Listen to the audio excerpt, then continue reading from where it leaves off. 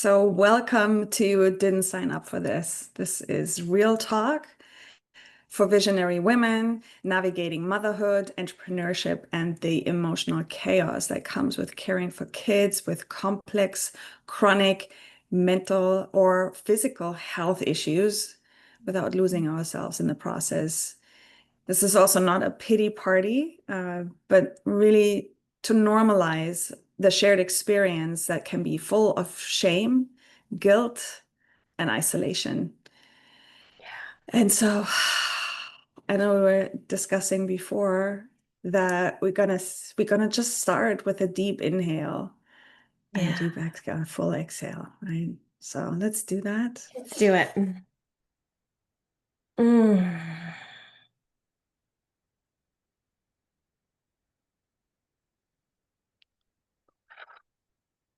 Hmm. Yeah, Yeah. So this first episode is really about us letting you know who we are and where we're coming from, why we're sitting behind these mics, and we hope that this is a space that is not just for us, but for you too. Most importantly, for everyone who's listening. All right, so Amy, yeah. of course, we've known each other a little bit, but for Mhm. everyone, you and I, we both have one daughter. Mhm. Um, Tell me a little bit about what you've been going through. Yeah, I would love to. Thank you. Hmm. Um, my daughter's now 18, and I'm going to tell it as much as I can from my perspective as the mother, like my experience with the mothering part of Hmm. it, Hmm. um, while protecting her privacy too, because she very much wants that and requests that. So, my mothering journey began with the ambition. I've always wanted to be a mother, always. Even as a little girl, it was all about the dolls, and I was babysitting at age 10, and that nurturing was so strong in me. So the pregnancy with my husband was planned, was easy to get pregnant. It was exciting. It was everything that you dream of. And that turning point in my life. And very quickly, within 8 weeks, I started bleeding. And then 12 weeks again, all along getting checked by the doctor, but them saying, maybe you're miscarrying. I heard that word so much. So, really, from 8 weeks on, it was a journey of fear. And around 19 weeks, I had an episode where I bled a lot. It was a rush to the emergency. And realized at that point that things were not quite right with the baby, with the pregnancy, with the womb, just a lot of unknowns that I still don't have answers to. But I had very, very low amniotic fluid. There were some other things that were just showing up on ultrasound that didn't look right, but not miscarrying at 19 Hmm. weeks. And Danielle, it was the next day. My husband and I came back down we were in New Mexico at that time, and came back down to Taos to get the genetic testing that you can do at 19 weeks. Because now, with everything being so unknown, we thought to do that. And as we were leaving town, there was a really bad snowstorm, and we were driving out of Taos Canyon, and we had a rollover car accident off the canyon. So life got even more interesting, or this journey. And my husband, I'll never forget, it's like in slow motion, reached his arm out to me. He was driving, and he said, "Hold on, we're going over the edge." And it was just a slide, it was like black ice. And that became almost a metaphor for this whole, the whole rest of the pregnancy and then some. So, long story short, I was able to keep her until 24 weeks exactly. That's a whole other book, many episodes to share all the Hmm. details. Hmm. But it was very much a pregnancy, like a warrior pregnancy, a struggling pregnancy. It was, and all the while I had the know without, or the knowledge, the wisdom to know I got to keep myself as positive as I can, because this baby's getting all my chemicals, all of my fear, all of my anxiety. Like, I still have to hold on and try to be as positive as possible. So it was a very trying journey for me. And then we did give birth to her, and like I said, she's 18 now. But it has been a long adventure Hmm. of life and death and medical and super highs and super lows. And it has shaped me and my identity. It has taught me so much about fear and also faith and gratitude and making peace and purpose with what I didn't sign up for. Right. Mhm, mhm, mhm, So, my vision, and thank you for inviting me to do this, and this holds so dear to my heart, is also turning what all this shit that we didn't sign up for, didn't ask for, that the challenges, the hardships, the fear, the stress, the guilt, the overwhelm, all of it, finding greater purpose in it. And also, we're not going to sugarcoat this. Like, this is hard, and we are allowed to have a lot of experiences and mhm, feelings that are difficult to talk about. So, mhm, I really appreciate that because this is how I make peace, I think, with my lifetime of challenges and struggle and all mhm, this, right? So yeah, so that's sort of my introduction, but I love this idea of just having real talk about this and about mhm. the isolation and the guilt and shame and again all of the experiences that come with this. And we'll talk more about this too, but I have many I didn't sign up for this moments in my life. They're not even moments, they're like chapters, Uh-huh. many. Yeah. The one with motherhood and my pregnancy and birth and parenting is probably the most impactful, but there's also many more, including my own health issues. So we'll talk about that. But we've got a lot to share, and I think Uh-huh. that there's so much that is relatable. And I would love to invite Absolutely. this for you too. Like, tell us, introduce yourself too, and why we're doing this, why we're here. So before I do that, though, like when you said how he held on to you and said, "Oh, we're going over the edge," this is something that you hadn't said before, or Yeah. you haven't shared with me, and I was like, "Holy, it is a metaphor," and also like that Yep. this was a warrior pregnancy, and that not just that, but both you and your daughter, Yeah. warriors holding on, and she's Yeah. here. It's So, interesting. We said at some point too, when she was in the NICU, my husband was working for Vietnam Veterans Memorial. He was a park mm, ranger.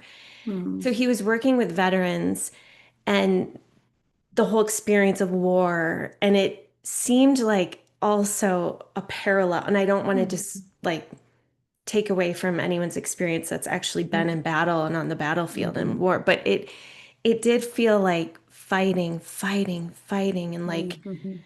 right? So it's that Totally. warrior. And I think we can all relate to that in certain ways of our lives too, as strong women Right, who have right. these experiences.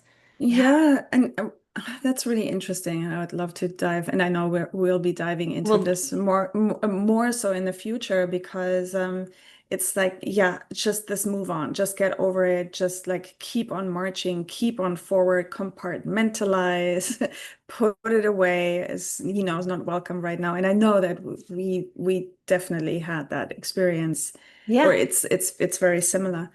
Well, for me, Yeah. I had, um, while it took us a while to get pregnant, um, all of, pregnancy and everything was, the best you could imagine, Mm. even really.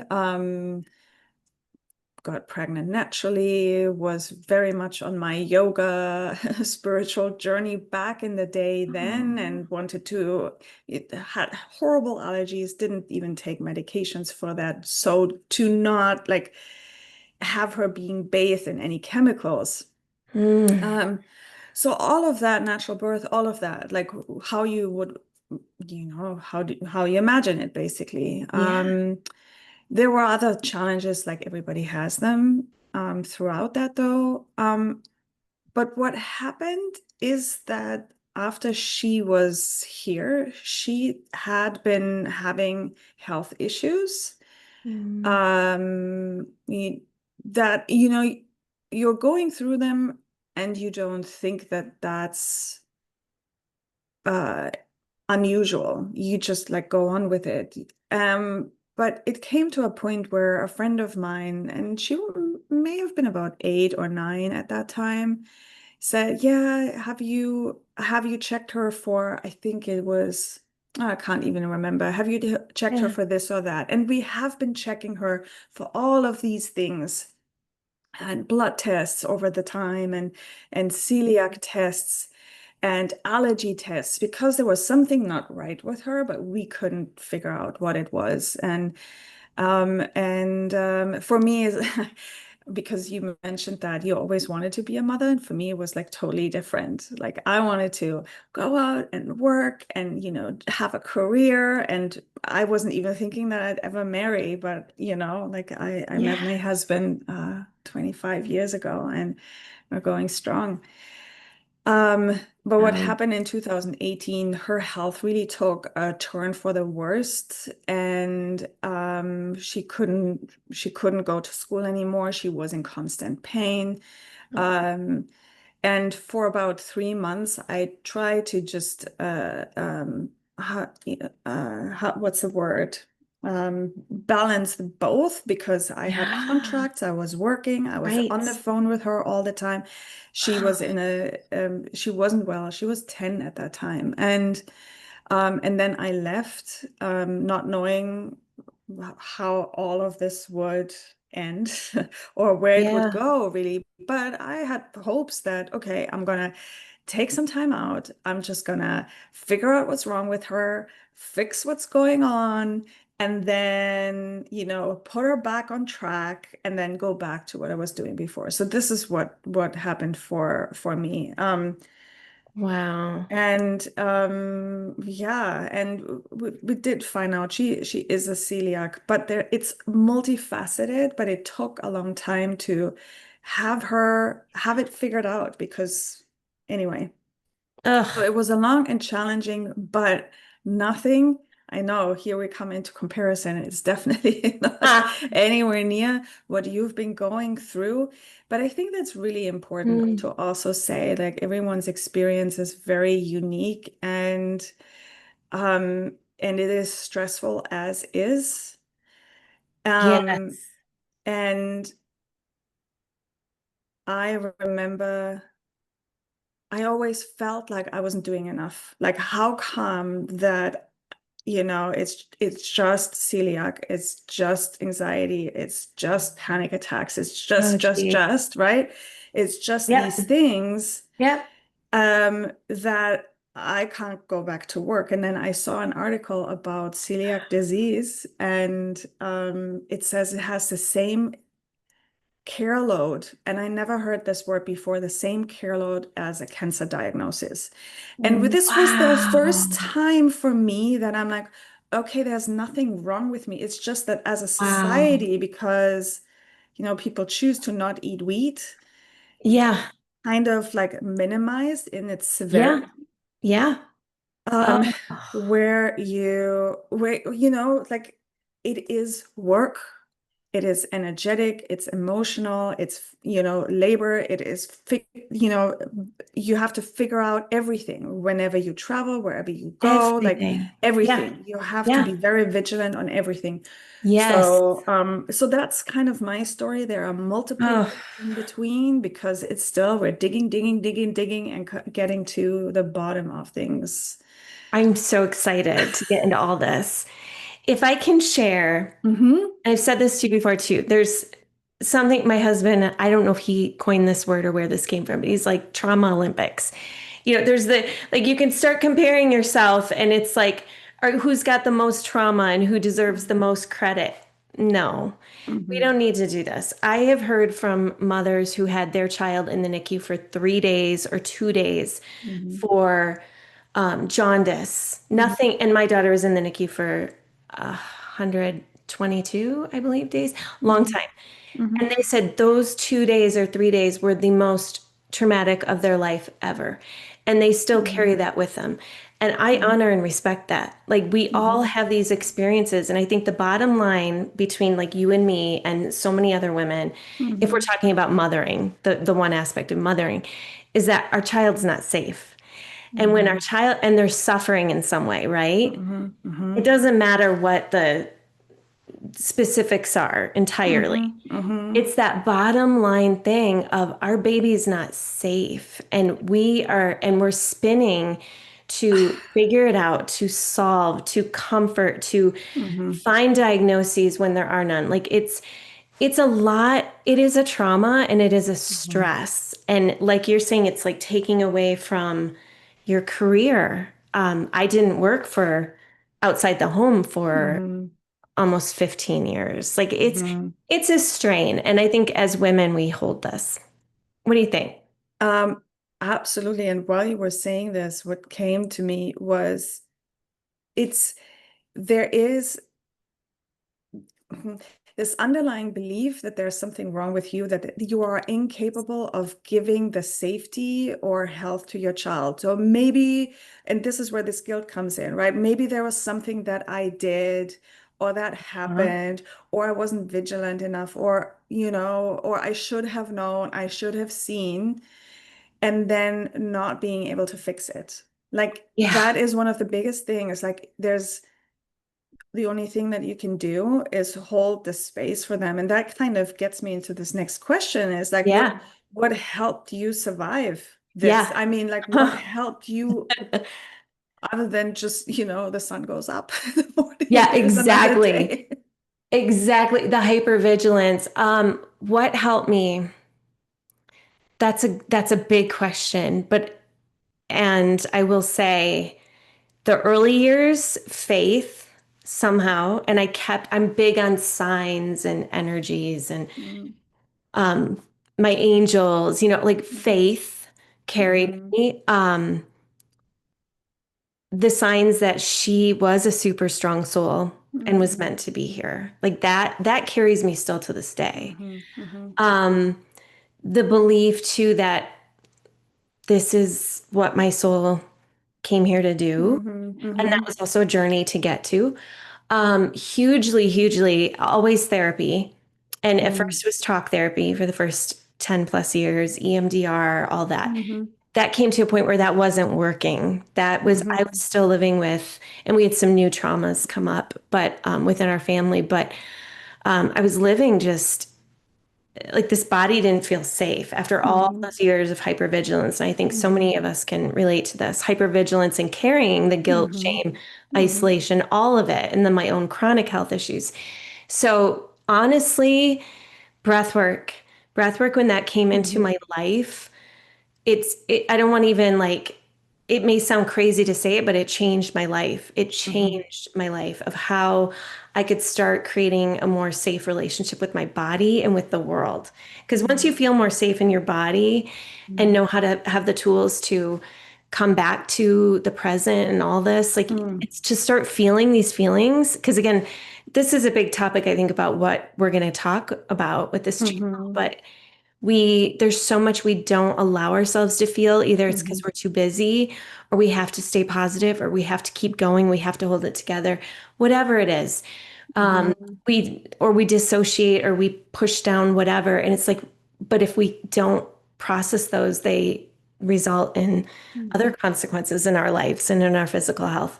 So breathwork helped me feel it all. And this is why I do the work I do now. So it gave me a greater mhm, purpose too, to help mhm, other women and moms not suffer as much. mhm, And that in mhm, itself was like and is a it's an ongoing practice and journey for me as well, an adventure, a new chapter. But it's like all those things, many, many, many. But though I think I named the core. What mhm, about you, mhm. Daniela? Well, at first, I didn't have faith per se, Yeah. actually. I believed in my own abilities and my husband, and I wasn't thinking much about it other than, somehow we'll figure it out. We just have to look harder. We just have to work harder or look harder. And I think it was so that was really interesting because like I was very self-reliant and in a Mm, way yeah. autonomous, and I loved my freedom and making money and all that. So um it's multifaceted obviously here as well. But Hmm. um for me about a year into into our journey. Um, I and it wasn't pretty, but I had this Mm. realization, holy shit, it's not gonna go back to normal. Mm. It's never going to back to normal. And when I realized that there were many more layers that we hadn't even touched yet that cannot be healed with Mm. diet, that cannot be Yeah. addressed with exercise and diet and just wishful thinking. And and I would say that was part of my own dark night of the soul in a way, Mm. because I had been such a productive member of society and doing all of the things that you're supposed to be doing and climbing the ladder on all of this, and all of that was taken away from me. And I wasn't an entrepreneur anymore. I wasn't a designer anymore. I wasn't working with clients. I wasn't a good mom either. And I don't know if I was a good partner at that time, because Right. everything was Right. just so focused on on the stuff that was going wrong, Yes. and it was so all encompassing. And I had that thought after another failed attempt at a school drop off, Oh. where I was just so frustrated with the school and the art, the way that I can talk about this maybe some other time, but I felt so unsupported, and I think that's, Mm. uh, I felt so unsupported by the structures around me. Mm. And then plus the feeling of that I'm worthless in a way. Like, what's my life worth? Yeah. And wouldn't it be better? And I'm like, holy shit. Mm. So that was the first time that I reached out to a therapist. And so Mm. before that, I had always, and it's not quite true, but I had always like, okay, I can fix and figure out everything Sure. myself. I'm a big girl, I can do it. That's And so relatable, by the way. That is so relatable. Yeah. thank you. Yeah. And so what happened then is that I went to a meditation retreat. My mother pointed me towards a meditation retreat and said, if this Mm. guy is in Portland, so if you can do that, then I'll come and take care of your daughter, and so you can do that. So I did, and it completely changed my life. So meditation and what happened throughout that meditation retreat just made me believe in something that's a higher power, Yeah. source, Yeah. that is there because it was so palpable and it was with me for I guess the veil was so thin for about 6 months. And I remember that I said, I'd love to find something that's faster than meditation, because this happened after like hours of meditation. All of these things happened. How could I, how, like, what's out there that can get the body, get the mind into Mm. these states of meditation in a very fast way? And this is how I personally found breath work. So that's helped. So meditation, contemplation, and breath work. Oh my gosh. And we have that in common, which I love. Ah, Wow. yes. Thank you. That was powerful too, to hear all of that. Yeah, I hadn't Yeah, shared that either. you have a different sort of loss. And I think this is a big theme here too, Mm, is the I didn't sign up for this. There's a mhm, loss involved in that. mhm, There's a grieving. mhm. And you had like we have very different situations where I Yeah. didn't have a career. I actually was just following my husband. Like Mhm, we were mhm, focused on his career. mhm, And I was focused on becoming a mother. And you had built this beautiful, fantastic, incredible career. And then that was pulled from you. And it's also this issue of like, not issue, but the theme of devotion and mhm, how, yeah, how that also shapes our identity and our experiences and what we're devoted to. And when we have to give up one thing or put one thing on pause for devotion for mhm, another. mhm, Like as women, we're juggling so much. mhm, This is what we do. This is in every culture too. Like, mhm, you know, the there's some statistic, and I can't rattle it off my head, but I did live in Africa many years ago, and I was Hmm. studying part of the culture and how the women are doing like 90% of the work, the childbearing, the child rearing, weaning, rearing, all of it, the nursing, the getting the firewood, the getting the water, the cleaning, the Hmm. cooking, it's Hmm. a lot. And that's just one example, but I think as women, we carry and hold so much. Yeah, yeah. This is such a good point because what is happening then in our society or Western society, I'm curious of how it's in Mm, Africa too. There is an outsized focus on the income earner. yes. And um, that's getting the kudos, um, that's being valued in our society more so than child rearing, Yep. teaching also. So Yeah, anything that has to do with children, while it's so important for this next for society, it's undervalued. absolutely. And what is it in African culture? Have you? Well, this was now almost 25, 30 years ago Mhm. when I studied it, so I'm sure my data's outdated. Um, but absolutely, it was like the men were, well, culturally too, just the men are put Mhm. up here more in Mhm. the Mhm. cultures I was in and in the countries I was in. And they had opportunity to go to the cities and work. And there was a value on the dollar, right? The money, the dollar. Even though the women too were doing, I was studying income generating projects. That was one of my Mhm. little things.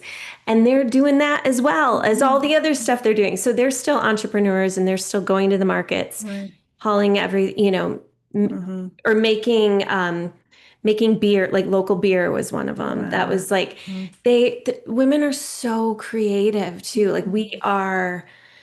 are sacrals and like we hold creation and we Mhm. create these babies, and so there's all that. But yes, the men, the emphasis was they get to go off and they would go for weeks and then Mhm. come back to the village, here and there sporadically. So Mhm. everything as far as family was falling on the women, but the men were valued for that dollar Mhm. that they were Yeah. getting in the Yeah. cities Bringing because you in. could get different jobs and Mhm. income sources, right?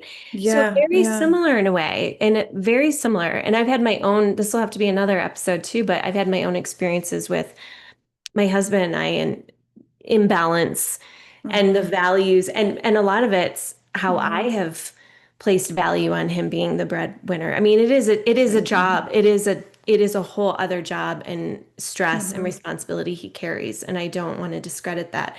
And also, I devalue myself at times when I'm not Mhm. bringing in the dollars, right? Yes, I'm very Yes. aware of that and Yes. definitely have have been struggling with that for sure. Mm-hmm. Yeah. What would you tell someone who's listening or who's watching this, who is in the middle of it, who is like in the muck of it? Oof, What would that's such a you good tell question. her? I would, it may even be more than telling. I'd have to Mhm. show, I think, with Mhm. breath work Mhm. to actually somatically allow them to feel safety in their body, Mhm. to believe, to have hope. Like that's one of my Mhm. biggest things, and it's in my vision statement and my mission statement Mhm. is hope. We have to have hope or we have nothing. Mhm. And that's a whole, it's not just as easy, is it? As just Mhm. saying you need to have hope or here's hope. It's Mhm. actually feeling that faith. It's coming to the present. It's the what if. It's planting the seeds of possibilities that Mhm. this too shall pass. This too we will grow from. This too, we're in the thick of it. We're in the muck. We're in the messy middle, but there is some sort of other side. We Right. don't know what it's going to look like. But this is multifaceted and layered. And also I think it's like it's not quite possible to say one thing, but I will say, Daniela, I will Mhm. say through all of this, and I've had honestly a lifetime of complex trauma and experiences, that we do grow resilient and we can just like our children, like we are so malleable and our brains are malleable. So as much trauma, hardship, experiences we've had that have created, whatever health issues or anxiety, depression, whatever it is, Hmm. Hmm. the brain, we know the science behind this more and Hmm. more and more and more. Like we Hmm. know the brain can change. Yeah. So it's a matter of choice. It's a matter of having that hope. It is work, Hmm. but we do have, it's almost like turning every hardship into an opportunity, which really helps me, right? Like Yes. I Hmm. get to parent this child who came into this world with a lot to overcome. Hmm. I get to learn about myself. I get to learn about how to grow and heal. I get to grow my faith, whatever it is. So Yeah. that's a Yeah. very long answer to your question. What would you do? What would be the one? Yeah. Yeah, no, I love the answer actually, because it would be very similar. And Yeah. um what if it all works out? Yeah. And what if it all works out? What if there's healing? What if it's possible? Um, and I guess I have seen too many things that work out miraculously, that there is a way. It might not be the way that we had imagined, that our human, our mind, that we had worked towards. It might be different, but what if it all works out? Oh, yes. Yeah. So I'm so glad you said that.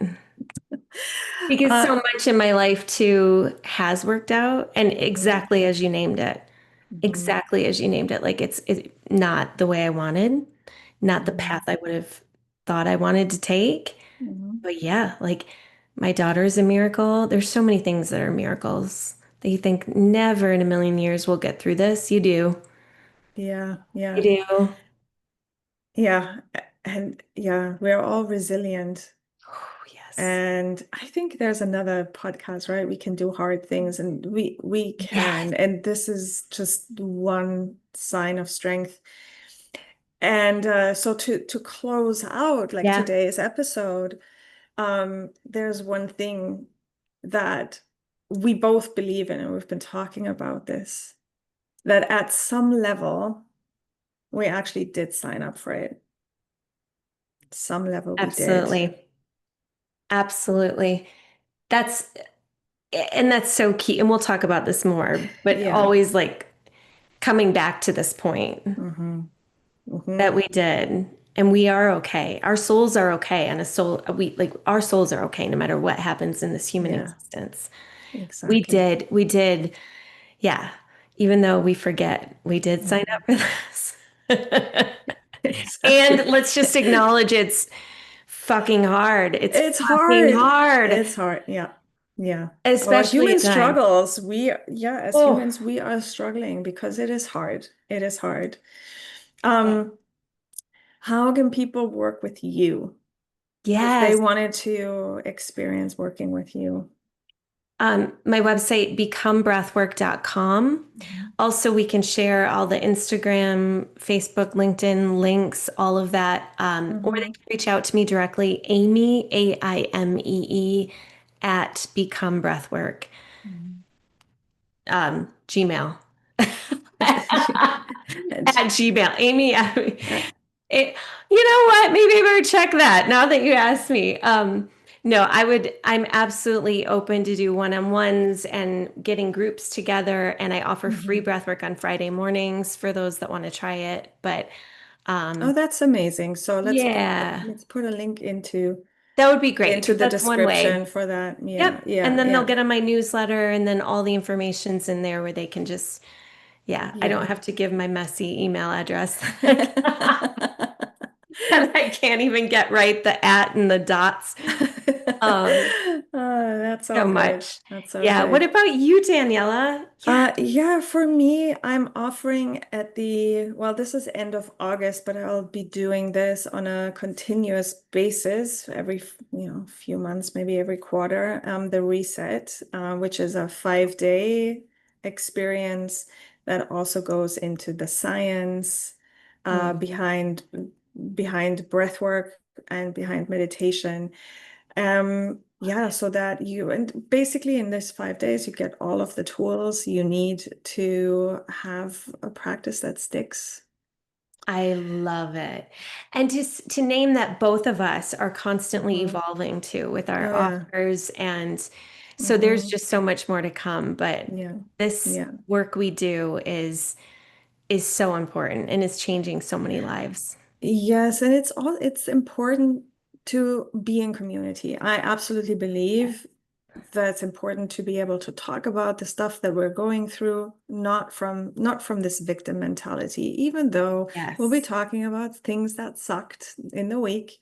Um, but really here to rip off that band-aid of having to always be perceived or be looked as that everything's okay and running around with these masks, you know. Oh, thank goodness. Finally, right? Because this is Hmm. my journey. I'm now entering a new chapter with my Hmm. daughter um, become growing into an adult. Hmm. And it's still, now it's just a whole other set of Yeah, experiences. exactly. But for so many years it was isolation, isolation. I felt so isolated. So Hmm. I think what you and I have in common too, and we've shared this, is just creating this community where we can come and be real and we can Hmm. talk about this shit and Hmm. move through it. So we're not carrying this. Hmm. And I'm just so excited. Yeah.